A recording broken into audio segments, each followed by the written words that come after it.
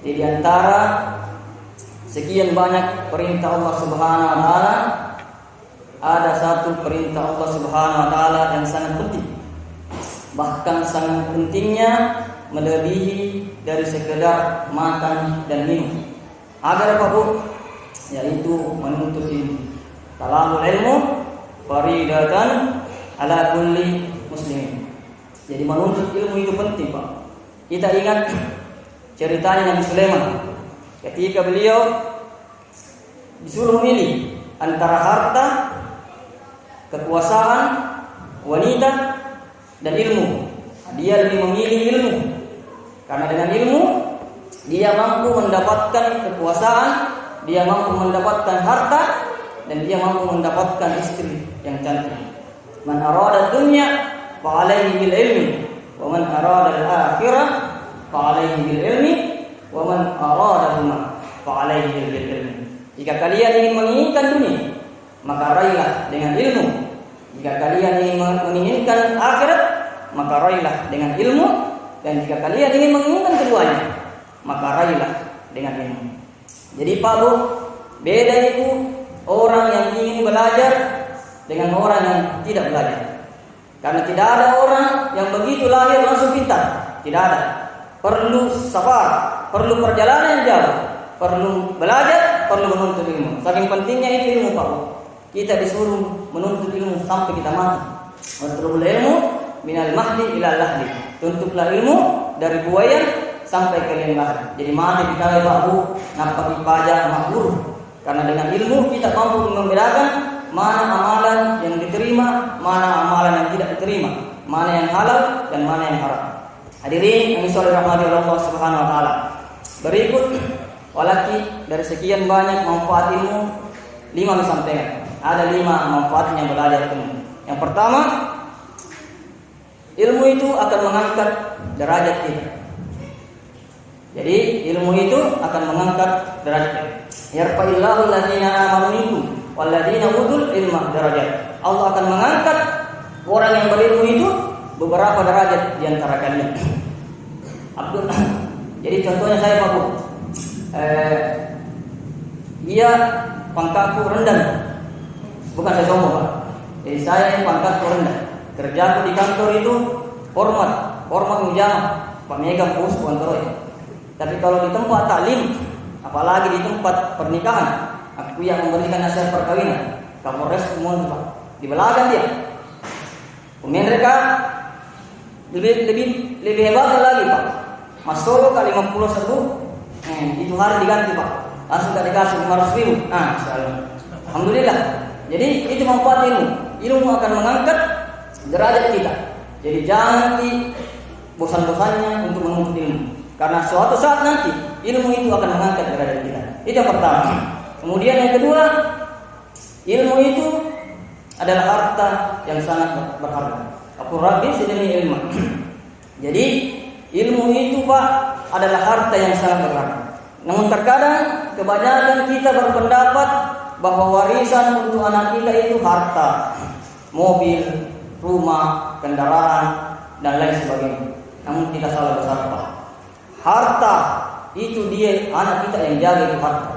Tapi kalau ilmu kita kasih kepada anak kita, khususnya ilmu agama, insya Allah itu anak tidak akan terlantar Pak Bu. Dia tidak terlantar. Alhamdulillah. Iya Pak Bu, istriku 4 anaknya. 4 anaknya. Kecil-kecil begini Pak Bu, 4 anakku. Alhamdulillah anakku sudah kelas 5. Kemudian dia sekolah di SDIT Wahdah di Jalan Tengah Pak. Apalanya sudah hampir masuk 3 juz. Alhamdulillah.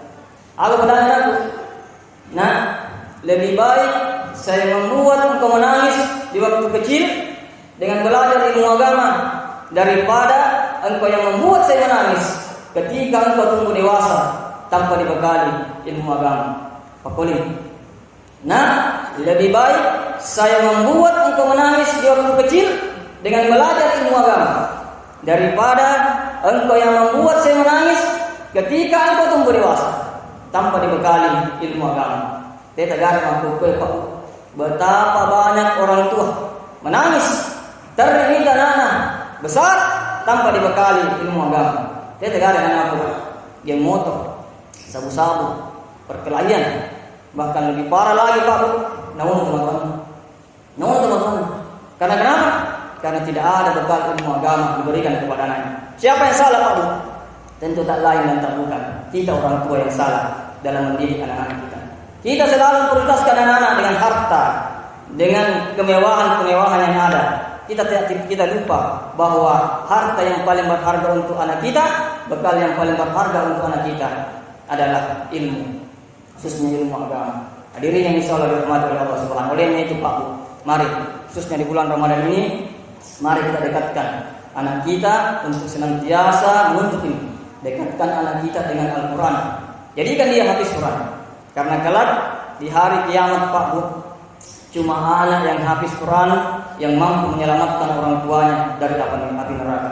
Kullun nasi yafirruna min ba'dihim yawmal qiyamah illa hadithul Quran yabhasu an walidai liyalbasukuma tajul waqar. Semua orang kelak di hari kiamat akan saling menjauhi. Anak akan menjauhi orang tuanya, orang tua akan menjauhi anaknya. Illa hadithul Quran, kecuali penghafal Al-Quran. Nabi Gawat, ia bahasu an walidai. Dia akan mencari kedua orang tuanya dan akan memakaikan tajul waqar, mahkota kewibawaan di hadapan seluruh umat manusia dan disaksikan oleh Allah Subhanahu wa taala. Masyaallah. Coba bayangkan kita bagaimana bangga ketika kita sudah divonis masuk ke dalam neraka, divonis ditang ke dalam neraka, tiba-tiba engkau anak habis Quran, penghafal Al-Quran. Nah, sampai kematuan dia selamatkan orang tuanya, yang selamatkan dari siksa neraka. Bagaimana bangga? Lainnya itu Pak Bu, ayo jangan bosan-bosan, khususnya di bulan Ramadan ini kita dekatkan anak kita. Seringnya dia membaca Al-Quran. Iqra'ul Quran fa innahu yatil yawmal qiyamah syafi'an yasari. Bacaan Al-Quran itu Pak Bu, bukan cuma pahalanya yang kita kejar. Itu bacaan Al-Quran kelak di hari kiamat dia akan mencari para pembacanya. Nah, sampai kita masuk ya rumput dibaca. Dia akan mencari para pembacanya sebagai apa? Lihat, sebagai syafaat kepada pembacanya. Baiknya itu jangan bosan-bosan mengaji di bulan suci Ramadan ini. Hadirin yang insyaallah dirahmati oleh Allah Subhanahu wa taala. Kemudian yang ketiga, manfaat ilmu. Innama yahsallahu min ibadihil ulama. Hanya orang yang berilmu, hanya orang yang takut kepada Tuhannya itu adalah orang yang berilmu. Jadi orang yang takut sama Tuhannya itu adalah orang yang berilmu. Jadi kalau mau kita tahu, Abdullah bin Mas'ud berkata, jika kalian ingin melihat orang yang berilmu itu, maka lihatlah dia seberapa takut sama Tuhannya. Jadi orang yang berilmu itu Pak Bu, menurut Al-Quran, tadinya S1, bukan S2, bukan S3, bukan doktoral, bukan yang lain-lain sebagainya. Tapi orang yang berilmu menurut Al-Quran adalah ketika dia takut kepada Tuhannya. Semakin dia berilmu, semakin dia takut kepada Tuhannya. Namun S1, S2, S3, kalau dia tidak takut sama Tuhannya, maka sesungguhnya dia bukan orang yang berilmu. Hadirin yang insyaallah dirahmati oleh Allah Subhanahu wa taala. Kemudian yang keempat, Allah akan memberikan kemudahan kepada orang yang menuju kepada kebaikan. Mayyuridillahu bihi khairan yufaqihu fid din. Barang siapa yang menginginkan kebajikan, maka Allah akan memudahkan menuju kepada agama Allah Subhanahu wa taala. Masih ingat Ki pesannya Habibie, Profesor Habibie rahimahullah, mudah-mudahan beliau diampuni oleh Allah Subhanahu wa taala. Apa pesan beliau di akhir hidupnya? Seandainya saya disuruh memilih antara ilmu agama dengan ilmu yang saat ini saya pelajari, maka saya akan lebih memilih ilmu agama. Padahal kita tahu itu Pak Bu, ilmunya Habibie itu tidak ada yang kalah kamu, karena dia mampu menerbangkan pesawat. Tapi apa tujuannya, apa harapannya Pak Bu di akhir hidupnya? Dia ingin memilih ilmu agama daripada ilmu yang dia pelajari saat ini. Artinya apa? Dia baru menyadari bahwa segala yang akan menyelamatkan kita kelak bukanlah harta kita, bukan ilmu dunia, tapi yang akan menyelamatkan kelak kita di akhirat adalah ketika kita mengetahui cara-cara untuk menuju kepada surga dan cara-cara menghindar dari api atau siksa api neraka. Dirinya insya Allah dirahmati oleh Allah Subhanahu wa taala. Kemudian yang terakhir, menurut Nabi kita bahwa ilmu itu adalah salah satu, menuntut ilmu itu adalah salah satu dari taman-taman surga. Idza maratum biriyadil jannah fartau. Qalu ma riyadul jannah? Qala tilakul zikri. Nah, jika kalian melewati taman-taman surga, maka singgahlah, lepati. Aku tanya sahabatnya, apa itu taman-taman surga ya Rasulullah? Maka dari Rasulullah, tilakul zikri, yaitu tempat yang selalu menuntut ilmu, tempat yang selalu mengingat kepada Allah Subhanahu wa taala. Kenapa menuntut ilmu itu? Jalan menuju kepada surga. Karena jalan menuju surga itu susah, mawatan. Begitu juga menuntut ilmu, harus mengorbankan beberapa banyak waktu, ngantuk, tidur. Kita korbankan semua. Mawatan Pak menuju kepada surga. Huffatil jannatu bil maqari wa huffatin nar bis sawadi. Jalan ke surga itu mawatan Pak, karena dipenuhi dengan sesuatu yang bertentangan dengan nafsu. Sedangkan jalan ke neraka itu gampang, mudah sekali jalan ke neraka karena sesuatu yang disenangi oleh nafsu. Jadi mari kita bandingkan diri kita Pak Bu. Kita bandingkan diri kita dengan sahabat-sahabat Nabi, Ali bin Abi Thalib, dengan ulama-ulama tabi'in, Abdullah bin Rahman, Salamah bin Dinar, Imam An-Nawawi, dan masih banyak lainnya. Sehingga ketika kita bandingkan diri kita dengan beliau, maka insya Allah lelah kita hari ini, ngantuk kita hari ini pasti akan dibalas dengan surganya Allah Subhanahu wa taala. Hadirin yang insya Allah dirahmati oleh Allah Subhanahu wa taala. Jadi sebagai kesimpulan Pak menjatuh komentar ke subuh lama kita ini. Jadi sebagai kesimpulan saya tutup dengan satu kisah. Satu kisah dua sahabat, yang satunya alim ulama, satu penuntut ilmu, yang satunya pengusaha yang super sibuk dengan usahanya, sibuk dengan keluarganya. Suatu ketika alim ulama ini, penuntut ilmu ini mengajak saudaranya, "Naira serena si super sibuk ini, loka taklim, loka tarbiyah, loka mengaji, loka usigie." "Iya Pak, apa alasannya Pak?" "Selalu sibuk. Terus diulang-ulang Pak, diajak, selalu sibuk dengan keluarga, sibuk dengan pekerjaan. Suatu ketika dia ngajak kasih Allah serena yang penuntut ilmu. Suatu ketika dia mengajaknya ke suatu tempat, tapi tania untuk menuntut ilmu. Pak, selain menuntut ilmu dia mau. Tiba-tiba dia ajak dia ke suatu tempat, di suatu tempat kuburan. Dia adalah kubur Pak. Akhirnya Allah serena, "Kenapa kau mengajak saya ke sini?" "Cari Pak, marah dia. Kenapa kau mengajak saya ke sini?" "Ada tanya Pak. Coba kau lihat itu orang yang di dalam kuburan. Kira-kira orang yang meninggal ini, kira-kira ada urusan? Apakah dia tidak sibuk?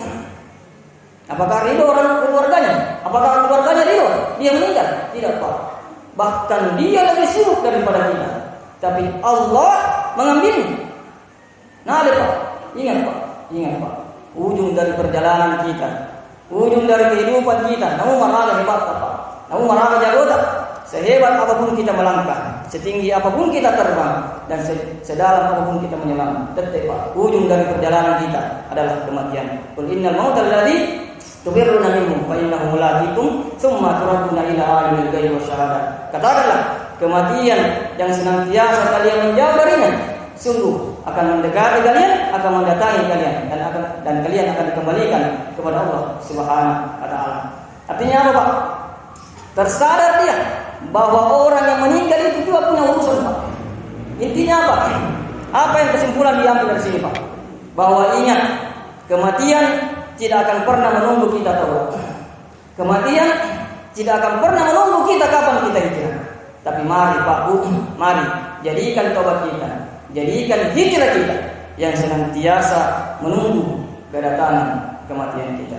Innal ladzina amanu wal ladzina hajaru wa jahadu fi sabilillah ulaika yarjuna rahmatullah wallahu ghafurur rahim. Karena sesungguhnya orang yang beriman itu senantiasa berhijrah dan berjihad di jalan Allah Subhanahu wa taala karena mereka takut dan memohon rahmat dari ampunan dari Allah Subhanahu wa taala. Sekian Pak Bu, Mudah-mudahan dakwah yang singkat ini menjadi inspirasi buat adik-adik sekalian agar jangan bosan-bosan menuntut ilmu. Tidak akan terlantar kita dengan ilmu agama. Tidak bosan kita, tidak akan rugi kita. Insyaallah kelak ketika kau berilmu, biar kau didampar di mana, biar kau ditempatkan di mana, insyaallah ilmu itu akan menjagamu. Tapi kalau harta nakas orang tuamu, insyaallah dua itu udah mesasa pengadilan. Sekian, subhanallahumma wa bihamdika, asyhadu an la ilaha illa anta, astaghfiruka wa atubu ilaik. Assalamualaikum warahmatullahi wabarakatuh.